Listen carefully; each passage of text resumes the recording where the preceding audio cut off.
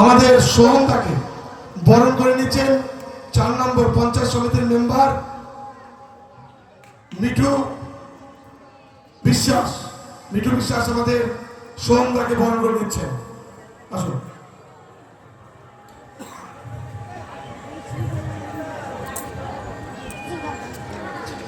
বন্দে মাতরম। মমতা ব্যানার্জি জিন্দাবাদ, অভিষেক বন্দ্যোপাধ্যায় জিন্দাবাদ, মোহাম্মদ জিন্দাবাদ, সোম চক্রবর্তী জিন্দাবাদ। দাদা বলুন। শুভ সন্ধ্যা। এবং যে সকল আমার বয়োজ্যেষ্ঠরা এখানে রয়েছেন, প্রতিনিয়তই দেখা হচ্ছে, তাই সর্বপ্রথম যে সকল বয়োজ্যেষ্ঠ জ্যেষ্ঠারা তাদেরকে আমি নতমস্তকে শুভ নববর্ষের প্রণাম জানাই, এবং যে সকল বন্ধুরা ভাইরা বোনেরা রয়েছে তাদের সকলকে আমার শুভেচ্ছা, অভিনন্দন, ভালোবাসা।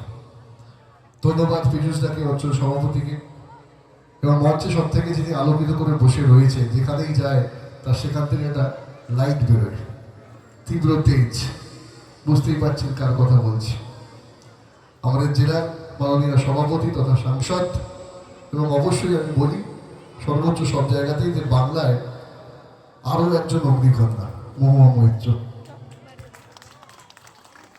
অনুভা রয়েছেন, তরুণদা রয়েছেন, ভাই সৌমিক রয়েছেন, প্রত্যেক মাননীয় সদস্যরা রয়েছেন, এবং সর্বোপরি আপনারা রয়েছেন।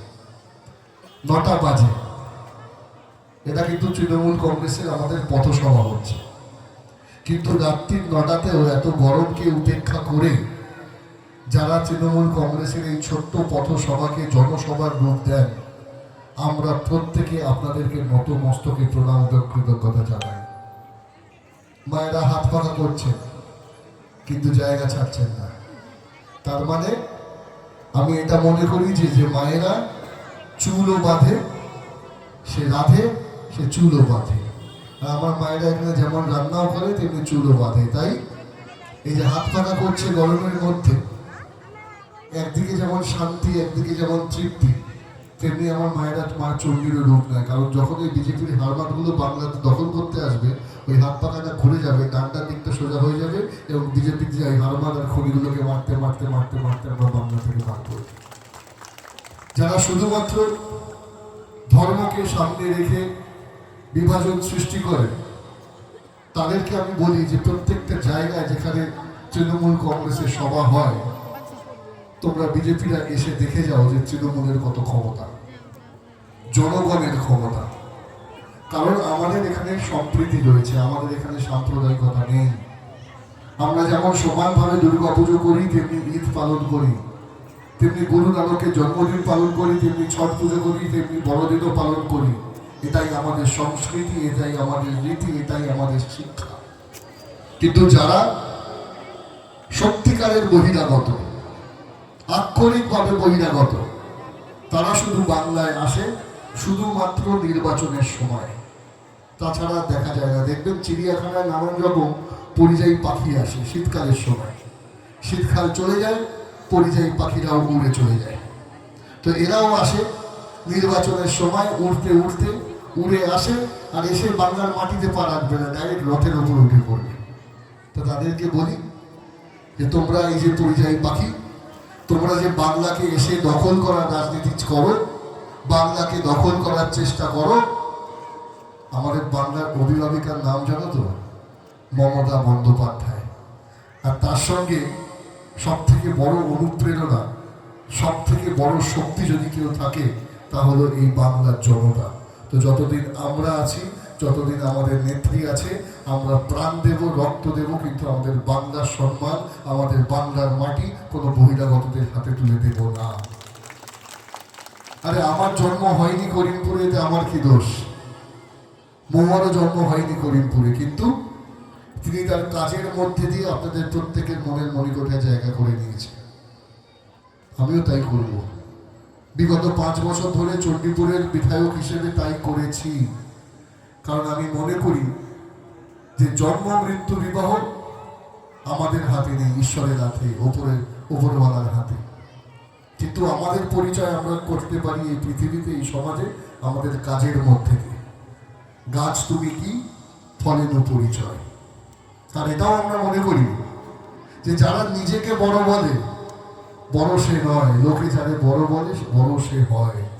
আর লোক বড় একজনকেই মেনে নিয়েছে, তিনি হলেন মমতা বন্দ্যোপাধ্যায়। আর আমরা তার দলেরই সৈনিক, সেই তৃণমূল কংগ্রেসেরই কর্মী, এবং আমরা মাথা উঁচু করে মেরুদণ্ড সোজা করে মমতা বন্দ্যোপাধ্যায়ের উন্নয়ন যাতে প্রত্যেকটা ঘরে ঘরে সমানভাবে পৌঁছে যায়, আমরা সেই অঙ্গীকারবদ্ধ, সেইভাবে প্রতিজ্ঞাবদ্ধ। মমতা বলছিলেন না যে সমরবাবু শুধু একটাই তকমা লাগিয়ে দিয়ে যাচ্ছে, ভাঙা রেকর্ড বাজিয়ে যাচ্ছে। 2016-তে মোহন মেলা বলেছিল বহিরাগত, আমি তখন এসেছিলাম বড় প্রচার করতে হরিপুরে।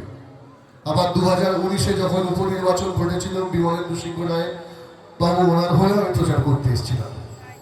তখনও জানতাম না যে আরো কদিন বাদেই বা কয়েক বছর বাদেই আমার এখানে সৌভাগ্যটা আছে যে আমি এখানে প্রার্থী হয়ে আসব, এবং আপনাদের আশীর্বাদ হয়ে, যদি আশীর্বাদ থাকলে, ভালোবাসা থাকলে, স্নেহ থাকলে, আপনাদেরই পরিবারের সদস্য একজন হয়ে যাব। তো তাই কলকাতায় জন্ম হতে পারে, কিন্তু আমার আরো একটা পরিচয় হবে যে আমি তোমাদের পরিবারের এখানে সদস্য। তাই সমরবাবুকে বলি যে আপনি আক্ষরিকভাবে সব বহিরাগতগুলোকে নিয়ে আসছে আর নিজেকে বলছেন যে আপনি ভূমিপুত্র। তো ভালো কথা, ভূমিপুত্র, কিন্তু ভূমিপত্র কি সাজে? আপনি তো নিজে একজন প্রধান শিক্ষক একটি স্কুলে, যেখানে আমার জনদরদী মা, জনদরদী মুখ্যমন্ত্রী মমতা বন্দ্যোপাধ্যায় ছোট্ট ছোট্ট শিশুদের মুখে মিড ডে মিলের অন্ন তুলে দিচ্ছে। আপনি সেখানে স্কুলের প্রধান শিক্ষক হয়ে সেই বাচ্চাগুলোর মুখের থেকে অন্ন কেড়ে দিচ্ছেন। আপনার মতো ভূমিপুত্র এই পৃথিবীতেই না থাকা ভালো। তাই গণতান্ত্রিকভাবে আপনাদেরকে আমরা বিসর্জন দেব, কারণ আপনাদের কোনো ধর্ম নেই, কোনো জাত নেই, কোনো সংস্কার নেই, কোনো সংস্কৃতি নেই। যারা বাচ্চাদের মুখের থেকে